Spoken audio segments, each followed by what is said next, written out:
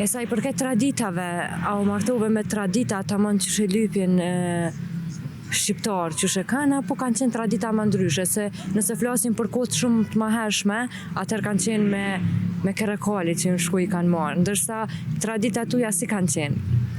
Të tregova se ne jemi do me thone kemi zgjidhur vetë njëri tjetrin, mirë po martesa ka shkuar me tradita, me zakone të parëve tanë, po edhe ne jemi pëlqyer, jemi kuptuar për datë të fejesës, ka ardhur mësiti, janë bërë të gjitha ceremonitë, vëzërit e mi janë mërzit shumë për mua. A ki qenë e vajzë? Më e madhja jam, po. Vëllai i vogël Muhameti nuk e harroj, pa thënë se pa dritën kemi mbetë si shtëpia pa kulm. Për bese. Si vetë emri. Faleminderit. Unë edhe kështu jam tipi e qetë, jam e butë, përpiqem të jem e sjellshme me të gjithë, pavarësisht çfarë moshe kanë njerëzit. Dhe kjo nga njerë më bën të zhgënjihem, por nuk e kam ndruar kur këtë drejtim.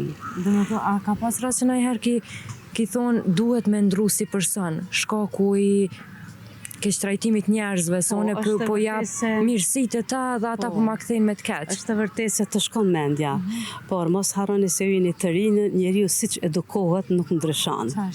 Unë e kam këtë moshë dhe edhe në punë kur vinë autorët e librave, unë nuk i pres krejtolën, të paktën lëvizi pak nga karrika edhe i përshëndeti.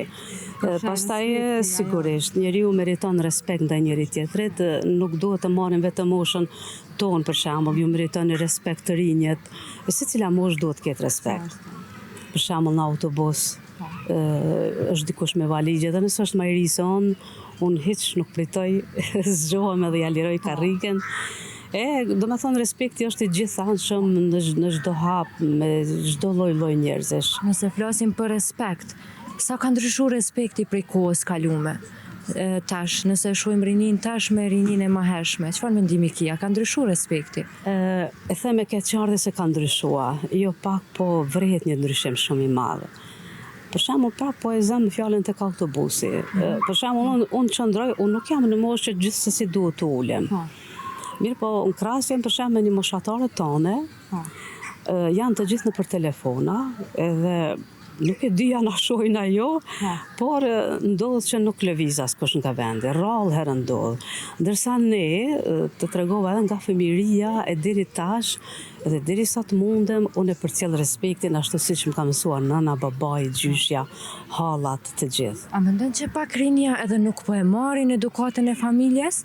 A mendon që edhe pak rrethi i shoqërisë po indikon shumë të rinj për me ndryshu sa i përket respektit edhe edukatës, su e pas parasysh se prindi nuk don me e po fëmijën vet asnjëherë keq?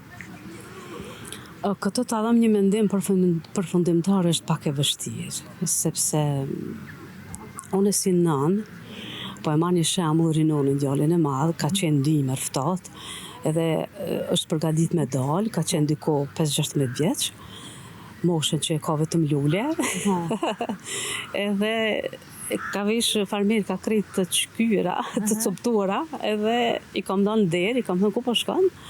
Po dal, thash jo kështu jo, thash të ftohtë të prish, thash ai nuk të njeh ai rinonja kush. Thash edhe nëse e ke për ndonjë vajzë, thash ajo të don ty, edhe po, edhe veshur më mirë edhe më. Do me thonë është një ndikim shumë i madh i prindërve, sidomos i nënës. Nuk është e lehtë edukosh fëmijë, as pak nuk është e lehtë, mirë po duhet të përpiqemi të japim maksimumin. Unë për vete shpeshherë kam lënë vetën anash që marr me fëmijë, edhe falë Zotit, bile një fqinja aty Afrodita quhet, më tha një ditë, jo, fëmijëve të Nezirit të bashkëshortin tim, nuk mundesh me ju folë përpara. Edhe seriozisht nuk e them këtu para media, na një faleminderit, por ndjem shumë e lumtur kur shpesh dëgjoj fjalë të mira për fëmijët e mi. Jeta të hedh kudo, në punë të mirë, në punë më të dobët, ndoshta nganjëherë edhe fare. Mirë po, respekti duhet të jetë mbi të gjitha. Kur ke respekt për njerëz, ke dashuri, ke mirë kuptim, ke mirësi. Ndoshta është edhe ana e internetit, kjo që teknologjia pak po e vërtet, teknologji rinin edhe se po e keq përdore. Po, secila pjesë duhet ta ketë kohën e vet. Interneti është e vërtetë se ka bashkuar botën, por ka larguar njerëz. është bërë dashuria mes neve sipërfaqësore. Për shembull në rrjetet sociale të flasin aq mire, të komentojnë aq bukur, ndërsa kur shihemi është pak, domethënë, më ftohtë ajo. Pastaj edhe mysafir nuk kemi tash. Nuk vjen askush. Sa i përket më shumë, zakonisht i dëgjoj të thonë këta fëmijë, nëse kam bërtit kështu në kohën tonë, na kem ditë çka ju kem bu. Fëmijët sot po rriten në mënyrë shumë ndryshe se sa atëherë. Domethënë janë shumë ma, me një fjalë, ma të lasdrum se sa atëherë. Sot fëmijë si këtu ulu, mos e bëj këtë gjë, nuk dëgjon, e bën kryt e vet. Po, është e vërtet kjo, këtu mendoj që bëhet fjalë edhe për kushtet. Tani janë kushtet shumë të mira, nuk ju mungon asgjë fëmijëve. Dhe kur çdo gjë është me bollëk, nuk çdo sen me pas në kufi. Sigurisht, duhet ta ketë limitin e vet çdo gjë. Nëse çdo gjë që është e tepruar nuk ka vlerë. Prandaj duhet kemi kujdes që mos të bëjmë, sepse thot një fjalë e popullit, fëmijët nëse ja jep dorën ta merr krahun, sepse është fëmijë, nuk din të logjikoj. Prej fëmijërisë, domethënë prej moshës së vogël, duhet të sillemi mirë me ta, në përgjithësi të matë mirë hapin se çfarë po japin, sa po japim, dhe atëherë fëmiu e merr atë edukatën tamam se si duhet.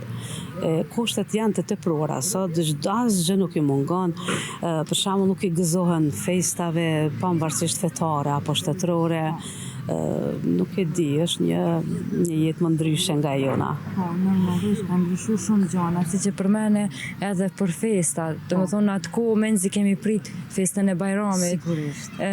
Kur na bleshin teshat, kemi flejt me rroba të kryt, menzi me i prit për me vesh mëngjes. Kanë qenë kohë të arta.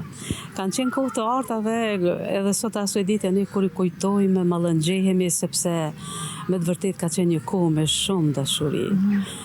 Sigurisht kanë qenë edhe prindrit gjallë, ata na kanë ofruar, na kanë mësuar, çdo gjë të mire kemi marrë prej tyre.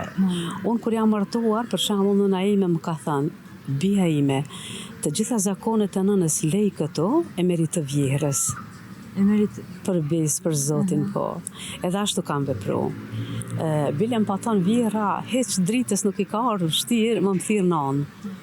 Adem? Po, atë ka vështirë drita për me thirë nanë, dikon që nuk është nana jote. Të thash më herët nuk më ka arë vështirë as pak, edhe këto vjera e ka cek, nuk i ka arë dritës vështirë as pak më thirë nanë. Jam adaptuar shumë lehtë në familjen e burrit. Të tregoj drejt, e kam pas edhe atinatin, e kam edhe sot atinatin, me pas ndonjë vrejtje, edhe pse jemi njerëz, vrejtjet janë të arsyeshme. I kam punuar të gjitha punët, kam gatuar për të gjithë familjen, beso dhe këpucat ua kam pastruar, çdo gjë që është bërë për të punuar për një familje, i kam kryer. Po edhe kunotat e mia ashtu, jo vetëm unë.